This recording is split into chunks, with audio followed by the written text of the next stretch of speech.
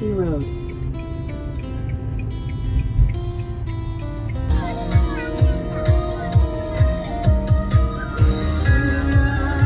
So yeah, here is the another video for you. ഒരു mini trip, അതിപ്പോൾ title കണ്ടപ്പോൾ തന്നെ മനസ്സിലായി കാണുമല്ലോ.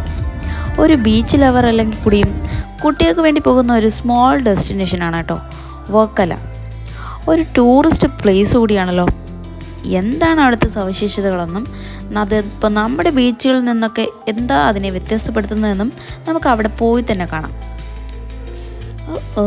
ക്ലൈമറ്റ് നമുക്കിട്ട് പണിതരാൻ നോക്കുന്നുണ്ടെന്നാണ് തോന്നുന്നത്. മഴയുടെ ലക്ഷണങ്ങളൊക്കെ കാണാനുണ്ട്. എന്തൊക്കെയായാലും ഇറങ്ങിയ സ്ഥിതിക്കും നമുക്കിനി മറ്റൊരവസരങ്ങളും ഇനിയിപ്പോൾ അടുത്തായിട്ട് കിട്ടാനൊന്നും പോകുന്നില്ല. അക്കാരണത്താലും നമ്മൾ വെച്ച കാലം മുന്നോട്ട് തന്നെയാണ് ഗൈസ്.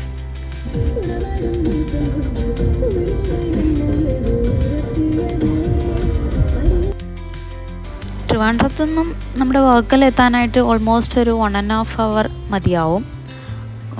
അതിപ്പോൾ നമ്മളിപ്പോൾ ചൂസ് ചെയ്തേക്കുന്നത് നമ്മുടെ ബീച്ച് റോഡ് തന്നെയാണ്. അപ്പോൾ ആ വഴിയാകുമ്പോൾ നമുക്ക് കൂടുതൽ ട്രാഫിക് അങ്ങനെയൊന്നും ഉണ്ടാവാൻ സാധ്യതയില്ല. അപ്പോൾ അത് കാരണം നമുക്ക് സ്ട്രെയിറ്റ് അങ്ങോട്ട് പോകാവുന്നേ ഉള്ളൂ. സോ ഒരു 1.5 hour നമ്മൾ അവിടെ എത്താവുന്നേ ഉള്ളൂ.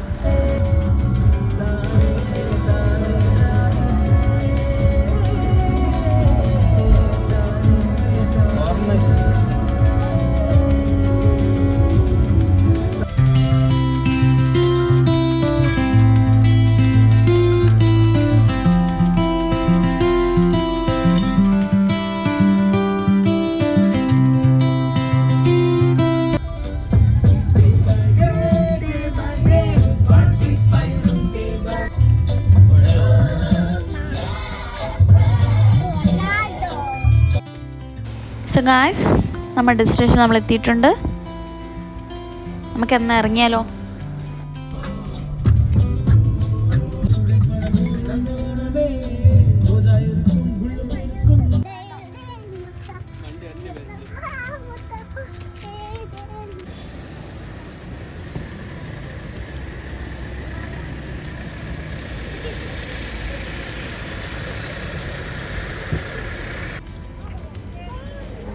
ഇവിടെ നിന്ന് നോക്കുമ്പോൾ നമ്മുടെ എർത്ത് ഫേസിൽ നിന്നും കുറച്ചുകൂടി, അതായത് ഒരു ഹിൽ പോയിൻറ്റിലൂടെ നമുക്കിവിടുത്തെ ബീച്ച് കവർ ചെയ്ത് കാണാൻ സാധിക്കുന്നതാണ്.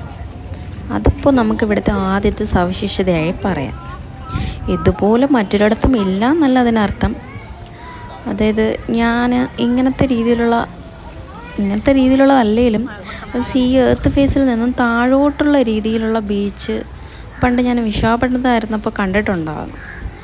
എന്നാൽ ഇത് നമ്മുടെ നാട്ടിലെ സാധാരണ ബീച്ചുകളെ അപേക്ഷിച്ച് കുറച്ചുകൂടി വ്യത്യസ്തമായിട്ടാണുള്ളത്. അവിടെ നിന്നിപ്പോൾ നമുക്ക് താഴോട്ട് ഇറങ്ങിയ ബീച്ചിലോട്ട് എത്താവുന്നതാണ്. അപ്പോൾ അതുവഴി പോകുന്ന വഴിക്ക് കാണുന്ന സ്ട്രീറ്റ് ഷോപ്പുകളാണ് നിങ്ങൾ കണ്ടുകൊണ്ടിരിക്കുന്നത് ഗൈസ്. നമ്മുടെ ഗോവയിലൊക്കെ കാണാൻ പറ്റുന്ന പോലുള്ള കടകളാണ് ഇവിടെയുള്ളത്. അപ്പോൾ അതിലൊക്കെയുള്ള തിങ്സ് മിനിമലായിട്ടാണെങ്കിൽ കുറച്ച് അധികം തന്നെ ഇവിടെ കാണാൻ കഴിഞ്ഞതായിട്ടാണ് എനിക്ക് തോന്നിയത്.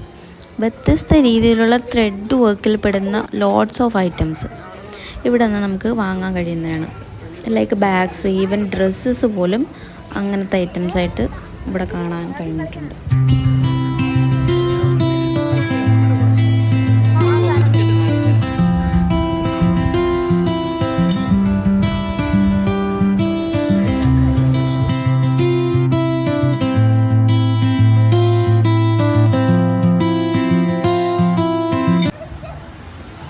ഒരു ടൂറിസ്റ്റ് പ്ലേസ് എന്നൊക്കെ പറയുമ്പോൾ അങ്ങനെ തന്നെ ആവണമല്ലോ അല്ലേ?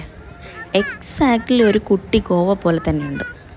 ബീച്ചിനോടടുപ്പിച്ച് സീ സൈഡ് വൈബ് പിടിക്കാനായിട്ടൊക്കെ കോസ്റ്റൽ റെസ്റ്റോറൻറ്റ്സും ഇവിടെ സെറ്റ് ചെയ്തിട്ടുണ്ട്. വൈബ് അങ്ങനെ പൊളിയ, നല്ല ചില്ലിങ് ആയിട്ടുണ്ട്.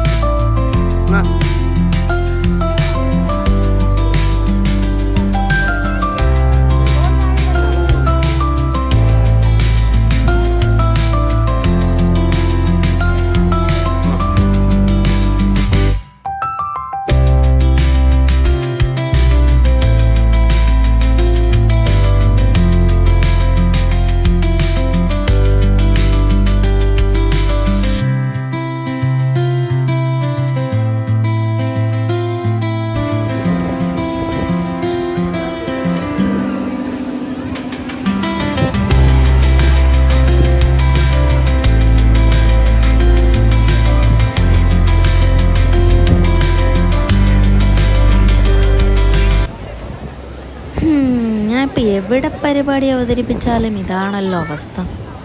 ഈ ഇടയായിട്ട് എവിടേക്ക് ഇറങ്ങിയാലും മഴയും മഴയുടെ ലക്ഷണങ്ങളുമാണ്. എങ്കിലും അത്യാവശ്യം എൻജോയ് ചെയ്യാൻ കഴിയുന്നതാണ്. കടലിലേക്ക് ഇറങ്ങുന്നവർക്ക് കുഴപ്പമില്ല.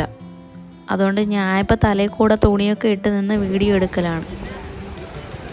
ബീച്ച് കാണുമ്പോൾ വലിയ രീതിയിലുള്ള നല്ല ആഴത്തിലുള്ള അല്ലെങ്കിൽ ആഞ്ഞടിക്കുന്ന രീതിയിലുള്ള തിരമാലകളൊന്നും തന്നെ നമുക്കിവിടെ ഇല്ല.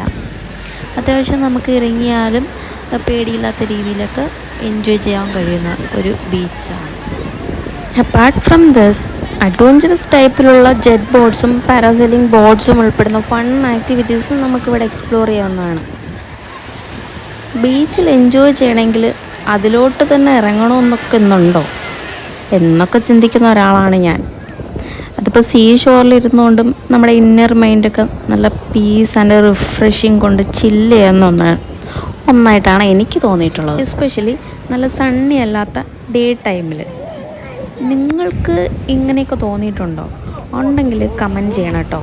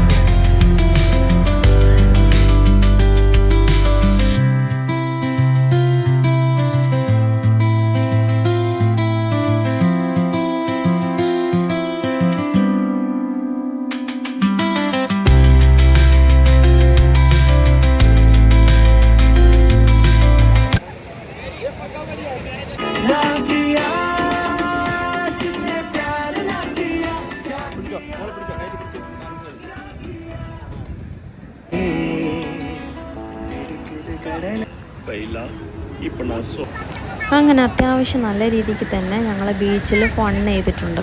ഒരു 6 o'clock ആയപ്പോൾ തന്നെ നല്ലോണം നൈറ്റായ പോലെ തോന്നിയ കാരണം ഞങ്ങൾ ഇവിടുന്ന് ഹിൽ പോയിൻറ്റിലോട്ട് പോവാണ്. അതിപ്പോൾ ഇവിടുന്ന് നമുക്ക് കാണാൻ കഴിയും, ആ ലൈറ്റിങ്സൊക്കെ ഉള്ള ഒരു ഭാഗത്തേക്കാണ് നമ്മൾ പോവേണ്ടതായിട്ടുള്ളത്. അതിനൊക്കെ മുന്നായിട്ട് എന്തെങ്കിലും സ്നാക്കായിട്ട് കഴിച്ചിട്ട് പോകാമെന്ന് കരുതി ഇവിടെയുള്ളൊരു റെസ്റ്റോറൻറ്റിൽ കയറുന്നുണ്ട്. ഈവനിങ് ആയാലും പിന്നെ ഒരു ടീ മസ്റ്റാണ് എനിക്ക്. അത് തെറ്റിയാൽ പിന്നെ ഈ തല കൊണ്ട് ഒന്നിനും കൊള്ളും.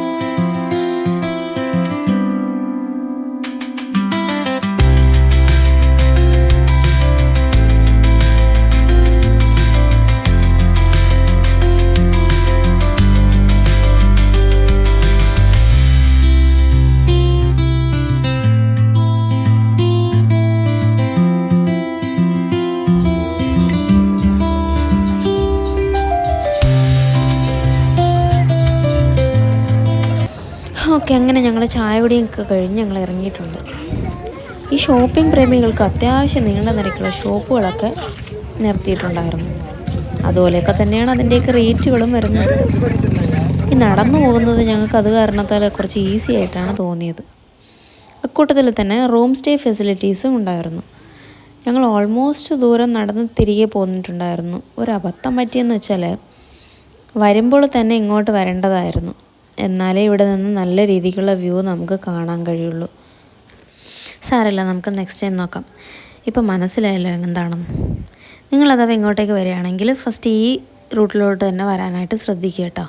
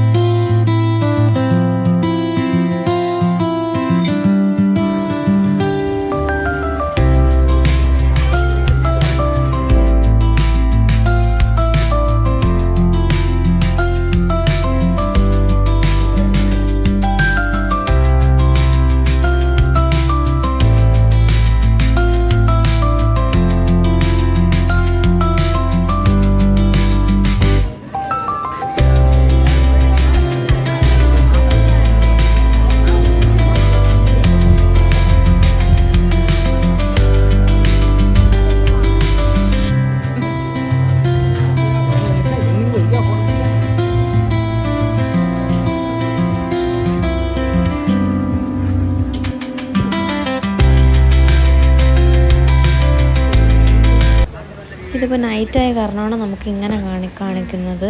അതിപ്പോൾ ഡേ ആയിരുന്നെങ്കിൽ നമുക്ക് ഒരു ഓവർവ്യൂ നമുക്ക് കാണാൻ കഴിയുമായിരുന്നു ഇവിടെ നിന്ന് തന്നെ.